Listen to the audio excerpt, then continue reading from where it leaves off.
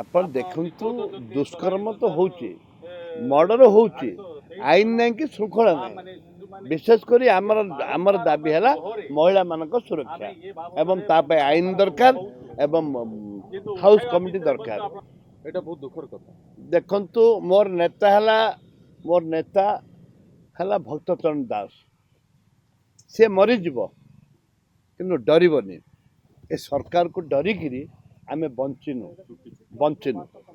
ନାରୀ ନିର୍ଯାତନା, ଶିଶୁ ନିର୍ଯାତନା, ମହିଳା ନିର୍ଯାତନା ଯେପରି ଭାବରେ ଦିନକୁ ଦିନ ବଢ଼ି ବଢ଼ି ଯାଇଛି ଏବଂ ଆପଣ ଦେଖୁଥିବେ ଗଣତନ୍ତ୍ର ନାହିଁ, ଏ ରାଜ୍ୟରେ ଗଣତନ୍ତ୍ର ନାହିଁ।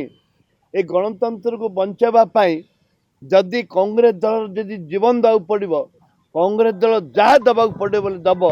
କିନ୍ତୁ ମାନ୍ୟବର ମୁଖ୍ୟମନ୍ତ୍ରୀ ଅନୁରୋଧ କରିବି, ଆପଣ ଦୟାକରି ଗୃହକୁ ଆସନ୍ତୁ ଏବଂ ଗୋଟେ କମିଟି ଫର୍ମ କରନ୍ତୁ, ସର୍ବଦଳୀୟ କମିଟି। ଆମେ ତ କହୁନୁ କେବେ କଂଗ୍ରେସ ଦଳର କମିଟି, ଆମେ କହୁଛୁ ବିଧାନସଭାର ଗୋଟେ କମିଟି ହଉ।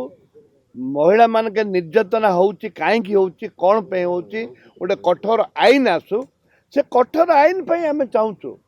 ଯଦି ଏ ରାଜ୍ୟର ମା ଭଉଣୀମାନେ ସୁରକ୍ଷିତ ହେବେନି, ଏ ରାଜ୍ୟର ଯଦି ମୋ ଭଉଣୀମାନେ ଝିଅମାନେ ଯଦି ସୁରକ୍ଷିତ ହେବେନି, ତାହେଲେ ଆମେ ରାଜନୀତି କରି ମୂଲ୍ୟ କ'ଣ ଅଛି?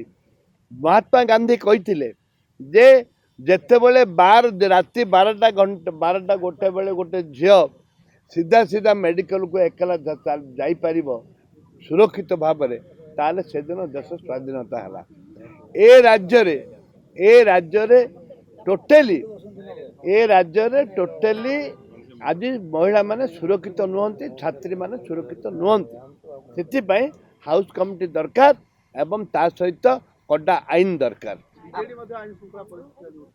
ହଁ, ରାଜ୍ୟରେ ତ ଆଇନ ନାହିଁ, ଆଉ ଶୃଙ୍ଖଳା ଆସିଲା କୋଉଠୁ? ଏ ରାଜ୍ୟରେ ଆଇନ ନାହିଁ, ଶୃଙ୍ଖଳା ଆସିଲା କୋଉଠୁ? ମହିଳାମାନେ ସୁରକ୍ଷିତ ନୁହନ୍ତି। ବିଶେଷ କରି ନିଲମ୍ବନ ସସ୍ପେଣ୍ଡ ମୋ ପାଇଁ ଇଟ୍ ଇଜ୍ ନଟ୍ ଅ ମ୍ୟାଟର। ସେମାନେ ଲୋକ ଜାଣିଲେ ସେମାନେ କେତେ ଲୋକଙ୍କୁ ବେଇମାନି କରିଛନ୍ତି। ଡବଲ ଇଞ୍ଜିନ ସରକାର ବିକାଶ କଥା କହୁଥିଲେ, ସେମାନେ କେମିତି ଗୃହ ଭିତରେ ମା ମାଉସୀ ଗାଳି କରିକିରି କି ଅବ୍ୟବସ୍ଥା କରୁଛନ୍ତି। ସେଇ ହିସାବରେ ଆମର କଂଗ୍ରେସ ଦଳ ଲଢ଼େଇ କରୁଛି ମହିଳାମାନଙ୍କ ପାଇଁ। କଂଗ୍ରେସ ଦଳ ଲଢ଼େଇ କରୁଛି ମହିଳାମାନଙ୍କୁ ବଞ୍ଚାଇବା ପାଇଁ।